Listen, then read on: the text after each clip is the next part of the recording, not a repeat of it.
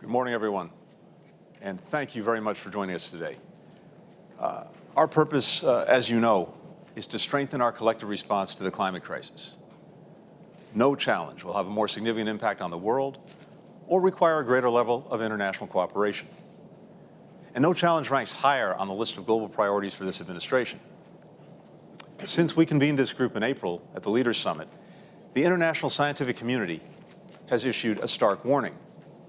Last month, the Intergovernmental Panel on Climate Change, in a report that all our governments reviewed and embraced, presented the irrefutable evidence of the crisis now upon us. As context for our discussion today, I just wanted to highlight a few key findings. First, the report included important measures of how we're already altered our climate. There's more carbon dioxide in the atmosphere today than there has been in 2 million years. As a result, the planet is warming rapidly. As we strive to limit global warming to 1.5 degrees Celsius above pre-industrial levels, we now know that we have already seen temperatures rise 1.1 degrees Celsius. Second, the report looked at how this is already affecting life on Earth. Every area of the planet is now impacted by climate change.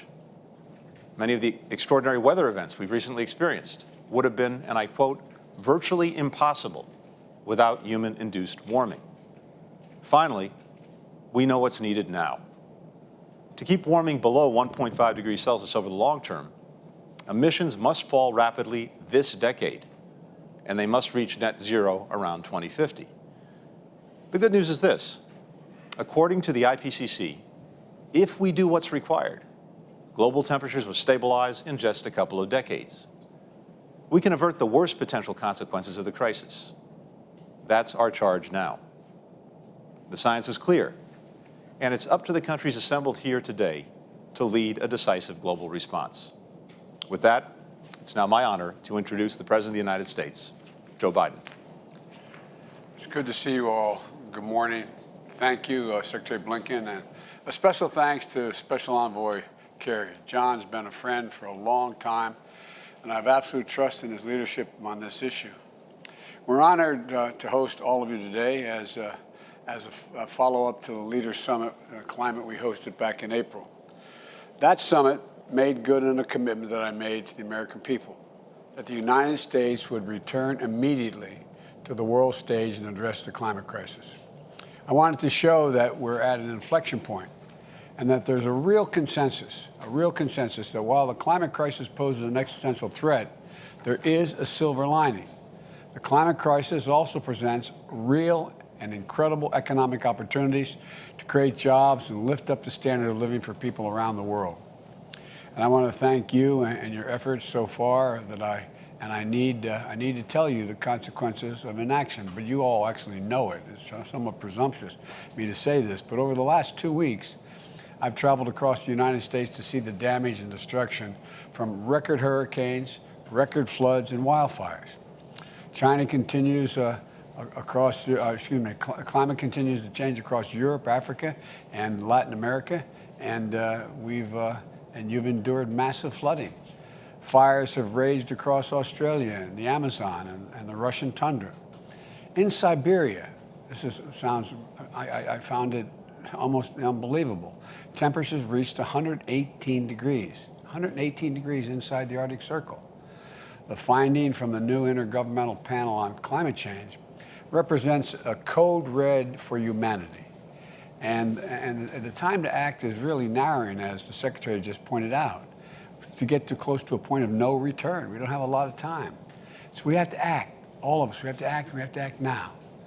When we met in April, we agreed to strengthen our efforts as we head to COP26 in Glasgow. Today, I've called us together again to candidly assess our progress. I'm grateful to those of you who've strengthened your contributions under the Paris Climate Agreement and put forward ambitious targets for 2030. And thanks to your leadership, countries representing more than half of the global GDP are committed to taking steps that will keep us within reach of our joint pursuit of limiting warming to 1.5 degrees Celsius. But we know there's still a lot of work to do. And if anything, our job, in my view, has grown more urgent. The countries representing the major economies forum account for 80% of global emissions. Without adequate commitments from every nation in this room, the goal of limiting and warming to 1.5 degrees slips through our hands, and that is a disaster. And here's what I believe we have to do right now, and what we're advancing here in the United States. We have to bring to Glasgow our highest possible ambitions. Those that have not yet done so, time is running out.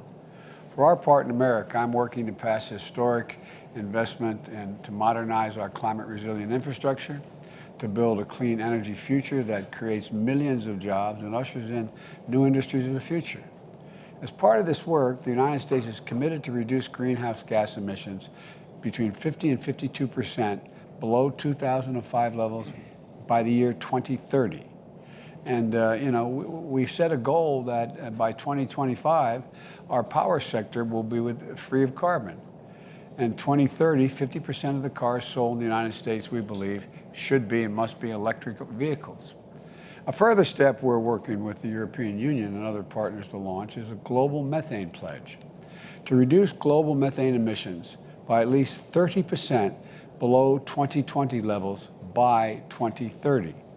This will not only rapidly reduce the rate of global warming, but it will also produce a very valuable side benefit, like improving public health and agricultural output. We're mobilizing support to help developing countries that join and pledge to do something significant, pledge and seize this virtual opportunity. We've already taken big steps domestically to tackle these emissions and create good-paying jobs, introduced by plugging leaks and capping abandoned wells and gas wells. We believe the collective goal is both ambitious but realistic, and we urge you to join us in announcing this pledge at COP26. Now, we also have to make additional progress to support developing countries. At the Leaders Summit in April, I announced the United States is working to double our climate finance, triple our support for adaptation by 2024 for developing nations. And I can assure you that we're looking for ways to go even further toward meeting the collective goal of mobilizing $100 billion a year from the developing world and for them. Our emphasis this year is going to be on building ambition on the road to Glasgow. Glasgow is not our final destination. Whatever commitments we make at COP26, we must all resolve together in Glasgow to continue strengthening our ambition and our actions next year and throughout the decisive decade to keep us at below 1.5 degrees and keep that within reach. That's why this forum, I believe, is so important. And it was an important driver in the Paris Climate Agreement. We got to continue to play a vital role going forward. At this critical juncture, the start of a decisive decade, I'd like to use this forum to forge a political momentum and consensus to drive concrete actions in 4 key spheres of energy: industry, land, the ocean, and I want to be clear, this forum will complement, not substitute, for other forums. In fact, with respect to energy and industry, we will closely align our efforts with the work of the forums like the Clean Energy Ministerial and the Mission Innovation, both of which I'm proud to say the United States will chair next year. I plan to kick off these efforts by bringing together ministers in January to discuss clean energy goals in power, transport, industry, building sector. We also want to focus on ocean initiatives in advance of our ocean conference and next February. I plan to convene a leaders level gathering so we can take stock of the collective progress we've made. In closing, and thank you for your patience, I want to again underscore both the urgency of this moment and the tremendous opportunity before us. I look forward to continuing this work together, and hearing how you plan to contribute to the climate ambition the world so urgently needs. The time is now. The time is now. And thank you for your indulgence. I'm now going to turn this over to Special Envoy John Kerry. Thank you. Thank you, Mr. President, and thank you for once again bringing leaders together to confront this profound crisis.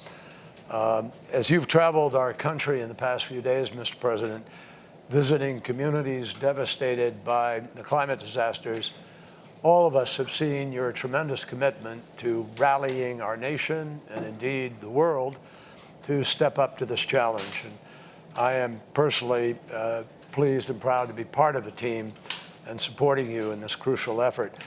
I want to thank all of the leaders today for your being here. Over these past few months, I've had the opportunity to meet with some of you and with senior officials from your countries and many others. I've also met with business leaders, civil society, religious leaders, with tomorrow's leaders, the young people who implore us to safeguard the future. I've been very encouraged by much of what I've heard. People at all levels recognize the challenge that we face, and they are committed to meeting it. And I believe that we will achieve a global net zero economy. The question remains, however, whether we will do it as quickly as we must and avoid the worst consequences of the climate crisis. In his opening remarks, Secretary Blinken underscored the urgency of the moment from the scientific perspective. It's also important to understand the urgency of this moment from the perspective of those people who have the most at stake, those for whom the risks are truly existential.